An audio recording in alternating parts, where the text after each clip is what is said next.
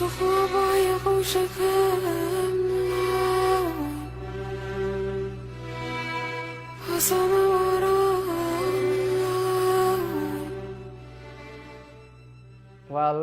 you are right now talking with Kamran Zafar, the Executive Director of Global Peace Chain.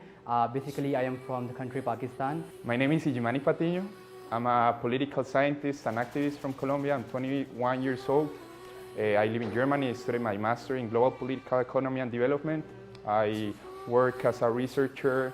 My name is Thiago. I'm from Brazil. I have Italian citizenship. I graduated in law, and now I'm living in Sweden and doing a master in peace and development work. My name is Mohammad Ahmed Tur, and I'm working in my capacity as the president of a youth-led organization which is called MAPS. And I'm a student of electrical engineering from Khawaja Farid University of Engineering and Information Technology. My name is Kelvin. I'm originally from Malaysia, but I've lived abroad for the past 5 years. And I'm currently in my third year of bachelor study in law, and I'm doing an exchange in Helsinki at the moment, Finland. So my name is Solim Baban. I've been working for 4 years as a volunteer, and I was the second winner of silver medal over whole Iraq Kurdistan. Hello, my name is Albert Mangami, and I am a scholar. I'm a student at Tsinghua University in Beijing, China. My name is Roman. I'm from Moscow, Russia. Here I'm from my internship program. I study foreign languages. Here at Salahuddin University, I study Arabic. In Moscow, I study English, Arabic, and Chinese languages.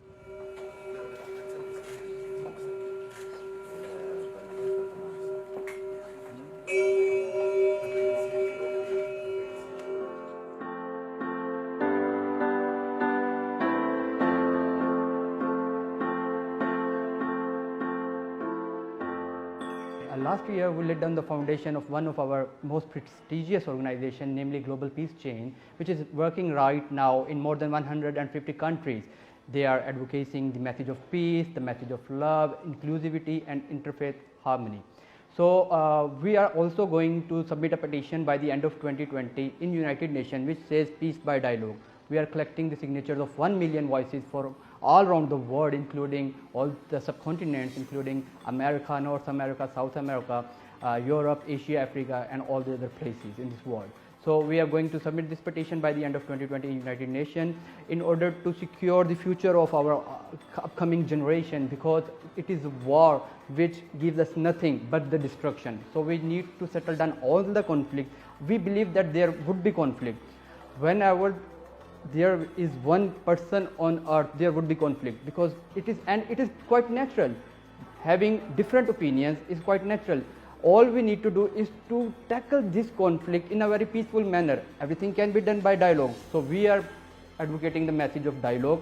We want to tell the body of this world, those who are the policy makers, those who are the decision makers, we are coming as a peace agents, we are coming as a pressure group in the form of youth in this world, that you should take the action which is right for our upcoming generation. You owe us, and you have to bring some positive change in this world, that you should have adopt the policy to tackle the conflict by dialogue, not by war.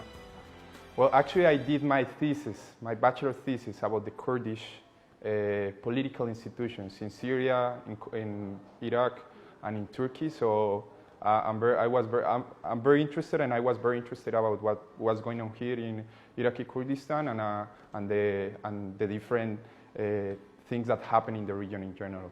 Well, I'm here because I want to see how can I contribute to peace building in the world.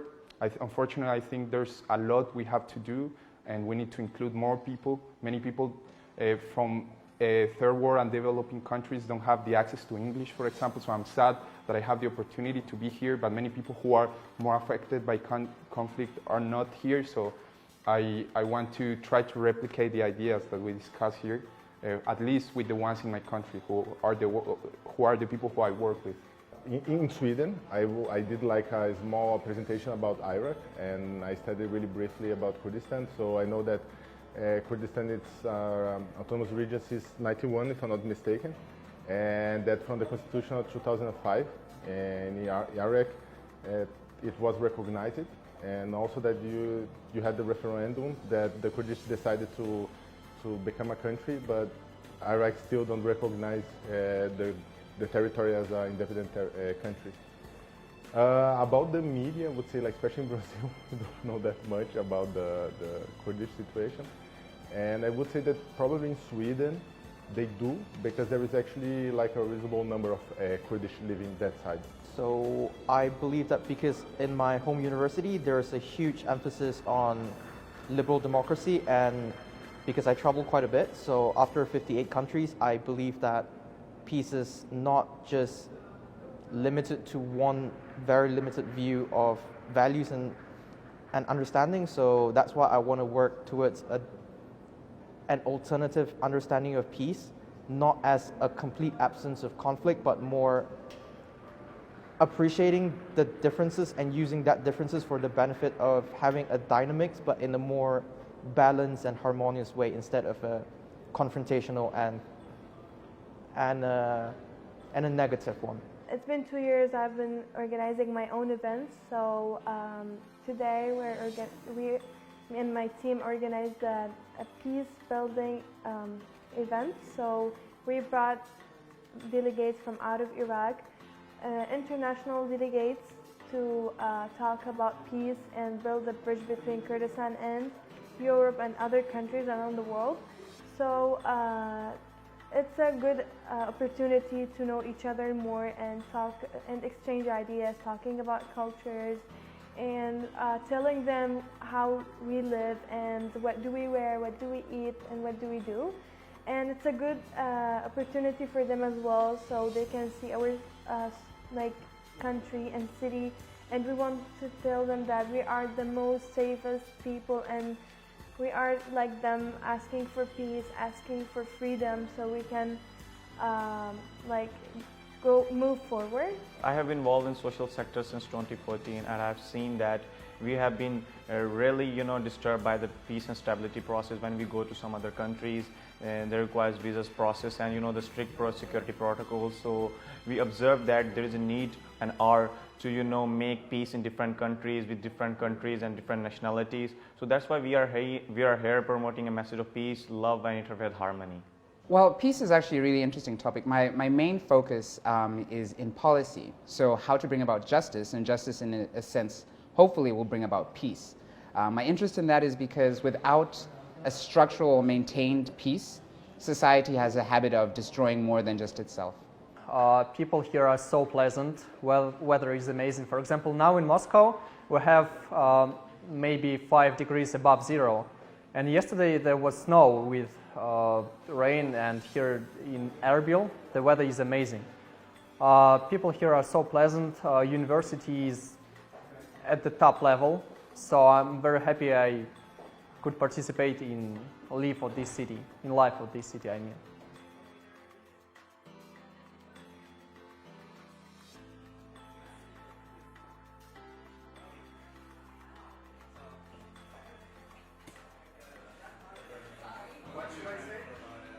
We are here for our event, which is namely as Global Peace Summit Kurdistan, being an executive director of Global Peace Chain, it was a test for me to choose one of the best places that would better fit to our topic. So I think I have made a perfect decision by choosing Kurdistan, because Kurdistan is one of the examples of interfaith harmony, love, tradition and culture. So we have chosen Kurdistan for our next event, which is Global Peace Summit, and we are here with almost more than 100 international delegates from more than 50 different countries, and we are here to discuss the challenges we are facing right now and how to tackle these challenges. Okay, I'd like to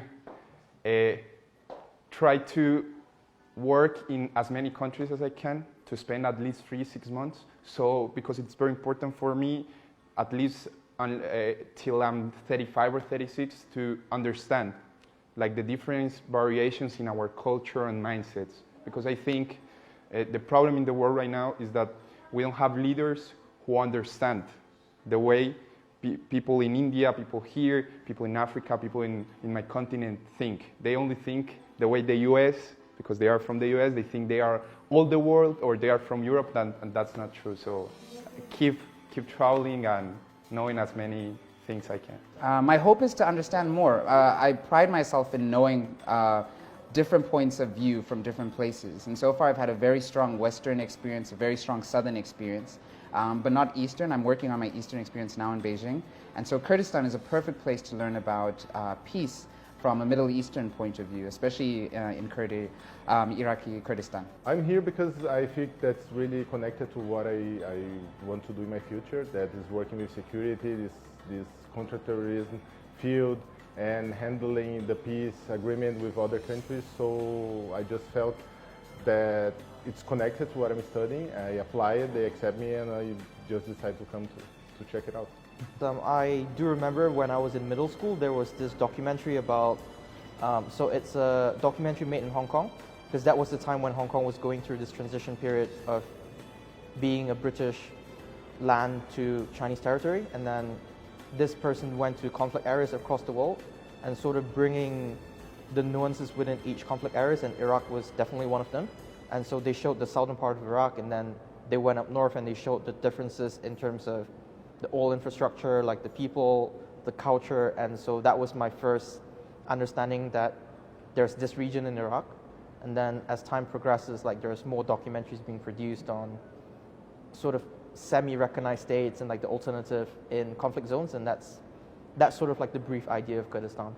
I know that if I would be to travel to Iraq on my own, it would be quite difficult, so coming here would be a good balance between wanting to understand the upper echelons of Kurdish society, like us being here in the parliament, participating in a peace conference, and then at the same time being here personally would allow me to actually speak to the locals. And then my goal is to sort of find the normalcy within here, especially when it's so diverse. Like, what is the role of Kurdistan as a state within Arab nationalism, within the whole Islamism movement across the Middle East? So I want to find that perspective within the internal side of Kurdistan and how that understanding plays a bigger role in the global scene. No, actually, I didn't know about the Kurdistan, but we were actually related with some officials from Kurdistan. We have some volunteers and some ambassadors from Kurdistan. They were telling us about the whole situation about Kurdistan, and then there's a week before the summit, there starts happening something in Iraq, and this actually caused some problems to come to Kurdistan. But we were very passionate to join this Global Peace Summit, instead of the whole situation ongoing in Iraq. So we thought, no, we should go and we should, really promote the message of peace and interfaith harmony there.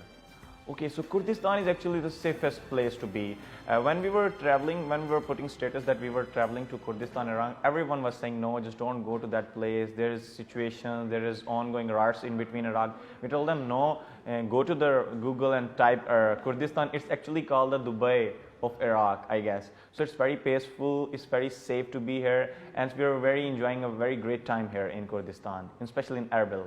An incredible opportunity to take part in discussing such acute problems like women minority, poverty in a lot of countries, for example, poverty in African countries, and it's an honor to be part of all of that. Well, there were a lot of delegates who were afraid and we're not sure about joining us here because they were not sure about the situation, because most of them are like thought that we were having the same situation that's happening in Iraq, and they could not recognize Kurdistan because of all the news are talking about the other side of us, not us.